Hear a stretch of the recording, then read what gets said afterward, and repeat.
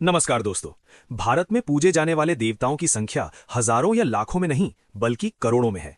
भारत में रहने वाले लोग अपनी पसंद के देवताओं की मूर्तियां या चित्र मंदिरों में या अपने घरों में सजाकर उनकी पूजा करते हैं। शिव हिंदू धर्म के सबसे शक्तिशाली देवताओं में से एक है। हिंदुओं की मान्यता है कि वे विष्णु देवता के बाद दूसरे बड़े देवता माने जाते हैं और भारत में उनके भक्तों की संख्या दूसरे स्थान पर है। दोस्तों, एक अजीब बात यह है कि जहां हिंदू धर्म में देवताओं की पूजा के लिए उनकी मूर्तियों या चित्रों का सहारा लिया जाता है, वहीं शिव के अनुयायी उनकी पूजा के लिए उनकी मूर्ति या तस्वीर का उपयोग नहीं करते बल्कि शिवलिंग की पूजा करते हैं। इस पर दूध और शहद चढ़ाया जाता है और इसी के माध्यम से अपनी मनोकामनाएं की जाती हैं। आखिर शिवलिंग में ऐसी क्या विशेष बात है कि शिव के अनुयायी उसी की पूजा करते हैं, और ये शिवलिंग शिव के शरीर से अलग कैसे हुआ, इन सभी बातों के बारे में हम आज की इस वीडियो में बताने वाले हैं। हिंदू पौराणिक कथाओं के अनुसार हिंदुओं के देवता शिव और देवी सती एक दूसरे से प्रेम करते थे, लेकिन सती के पिता दक्ष को यह विवाह पसंद नहीं था और वे इसके विरोध में थे। सती ने अपने पिता की इच्छा के विरुद्ध जाकर छिपकर शिव से विवाह तो कर लिया, लेकिन दक्ष ने अपनी बेटी और दामाद को कभी स्वीकार नहीं किया। एक बार दक्ष ने अपने महल में एक बहुत बड़े यज्ञ का आयोजन किया।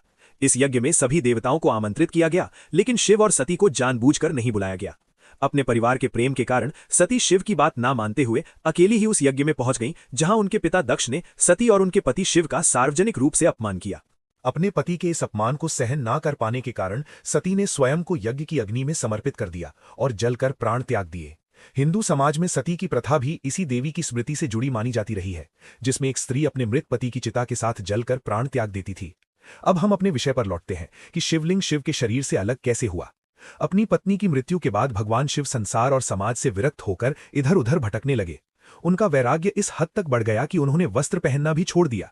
इसी अवस्था में शिव एक जंगल की ओर गए, जहां सन्यासियों और ऋषियों का एक समूह रहता था।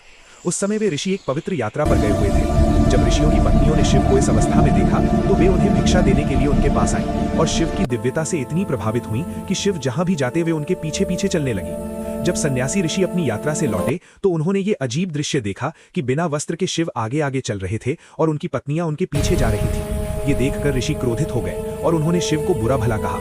क्रोध में आकर उन्होंने शिव को ये शाप दे दिया कि जिस अंग पर तुम्हें इतना गर्व है वही तुमसे अलग हो जाए। सन्यासी ऋषियों के इस शाप के कारण शिवलिंग शिव के शरीर से अलग हो गया और पूरी सृष्टि में विनाश फैलाने लगा। जहां जहां वो जाता वहां आग लग जाती और सब कुछ जलकर भस्म हो जाता। इस विनाश से सन्यासी ऋषि बहुत अधिक परेशान हो गए और इससे बचने के लिए वे सभी देवताओं के पास गए। अंत में ब्रह्मा ने उन्हें देवी शक्ति के पास जाने की सलाह दी।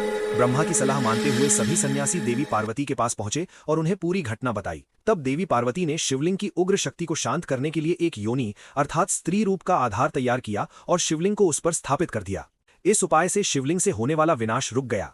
इसके बाद सभी देवताओं ने शिवलिंग की महत्ता को स्वीकार किया और शिवलिंग की पूजा शुरू हुई। इसी कारण आज तक भारत में शिवलिंग की पूजा की जाती है।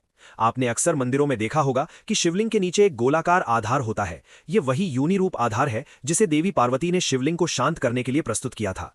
शिव के अनुयायियों की मान्यता के अनुसार शिव और शक्ति का यह मिलन ही पूरी सृष्टि की उत्पत्ति का कारण है। हिंदू पौराणिक कथाओं के अनुसार शिवलिंग को ऊर्जा का स्रोत माना जाता है। इसी कारण मंदिरों में शिवलिंग को जल, दूध और शहद से स्नान कराया जाता है ताकि उसे शांत और संतुलित रखा जा सके। दोस्तों, मैं जानता हूं कि ये बातें आपको अजीब लग सकती हैं, लेकिन भारत में लोगों की एक बड़ी संख्या न केवल इन कथाओं पर विश्वास करती है बल्कि सदियों से इन्हीं मान्यताओं के आधार पर भगवान शिव के शिवलिंग की पूजा करती चली आ रही है। दोस्तों, ये सारी बातें हिंदू धर्म की पुस्तकों और मान्यताओं पर आधारित हैं। इसमें हमारी ओर से कोई बात नहीं जोड़ी गई है। वीडियो पसंद आए तो चैनल को सब्सक्राइब करें।